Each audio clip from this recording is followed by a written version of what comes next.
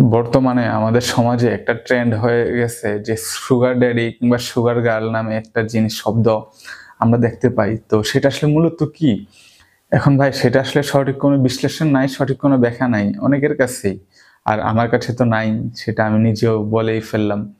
এখন যে জিনিসটা আরকি মানুষ বিশ্লেষণ করে সেটা হলো কি জানেন? যে আমরা সবসময় দেখে আসি যে কিছু অল্প বয়সী মেয়ে সবসময় আরকি মানে বিয়ের জন্য হয়তোবা পছন্দ করে থাকেন যে বুড়ো মানুষদের। তো একটা পর্যায়ে তারা তাদেরকে বিয়েও করে ফেলেন।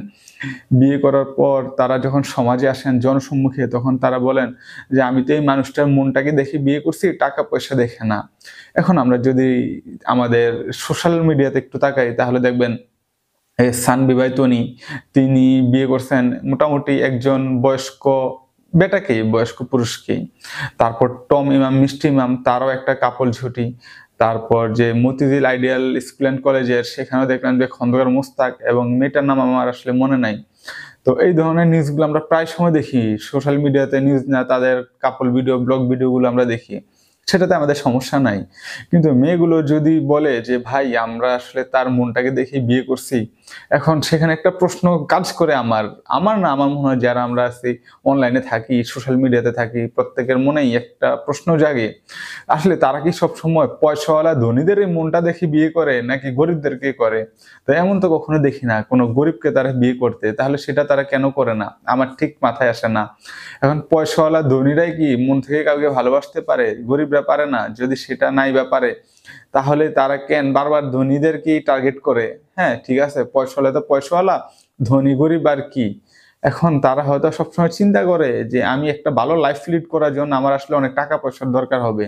এখন আমি এত টাকা পয়সা কোথায় পাবো? আমি হয়তোবা আমার সমবয়সী কিংবা ইয়াং কাউকে বিয়ে করে নিলাম। যেটা আরকি একটা মেয়ের মস্তিষ্কে হয়তোবা কাজ করে। আমি ঠিক বলব না যে সব মেয়েদের একই রকম অবস্থা, একই রকম পজিশন।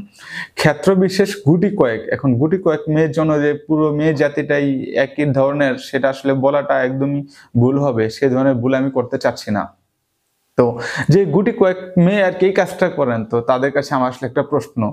আপনারা আসলে entertain হন কিসে? কি টাকা পয়সাতে নাকি অন্য কিছুতে? যদি তেমন কিছুই হয় তাহলে তো অন্যান্য যারা ধনী লোকটা আমরা একটা সাইড করি হয়তো যারা আছে গরিব বৃদ্ধ তাদেরকে তো আমরা কখনো দেখি না কোনো সুন্দরী বিয়ে করতে। এখন সুন্দরীরা সবসময় বিয়ে করে পয়সাওয়ালা বৃদ্ধ পুরুষদের। এটার কারণটা কি? আমি একটা ইন্টারভিউতে দেখলাম একটা মেয়ে খুব সুন্দরভাবে একটা গুছিয়ে কথাবার্তা বলছেন। তিনি বলেন যে, মেয়েরা আসলে টার্গেট করে যে পয়সাওয়ালা বৃদ্ধদের। তারা পয়সা দিয়ে বউকে এন্টারটেইন করবে। আর সেই বউরা তার বয়ফ্রেন্ড নিয়ে আবার এন্টারটেইন করবে। এখন এটা আসলে কতটুকু যুক্তিসঙ্গত আমি ঠিক জানি না। হয়তো হলেও হতে পারে আবার মন্দ হতে পারে। কথাটা তো আর আমার না। আমি একটা ইন্টারভিউতে দেখলাম একটা মেয়ে এটা বলছে। তো সেই মেয়েটা আসলে খুব সুন্দরভাবে গুছিয়ে কথাগুলো বলল।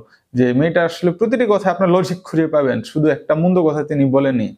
এখন আমি আর যদি সেই ভিডিও হয়তো অত বিশ্লেষণ করতে যাই তাহলে ভিডিওটা অনেক লম্বা হয়ে যাবে। তো সেই মেয়েটা যেভাবে বলল, বলে দেখুন আসলে একটা মেয়ে যখন চিন্তা করে কোনো বৃদ্ধ মানুষের হাত ধরে, তখন সে চিন্তা করে এই লোকটা বাঁচবে কয়দিন? এই লোকটা যদি মরে যায় তাহলে তো টাকা পয়সা বাড়ি গাড়ি যা আছে সবই আমার। আমি আমার বয়ফ্রেন্ড নিয়ে চিল করব। এখন হয়তো মেয়েদের মাথায় এই জিনিসটাই ঘুরপাক খায়। না হলে তারা কেন?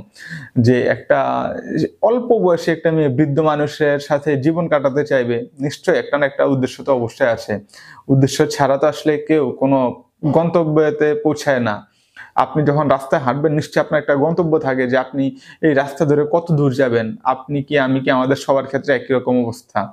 ওই মেয়েদের ক্ষেত্র বিশেষ হয়তোবা কিছু মেয়ে বোধহয় তাদের গন্তব্য ওরকমই থাকে। লোকটা হয়তোবা মারা গেলে সবকিছুই আমার।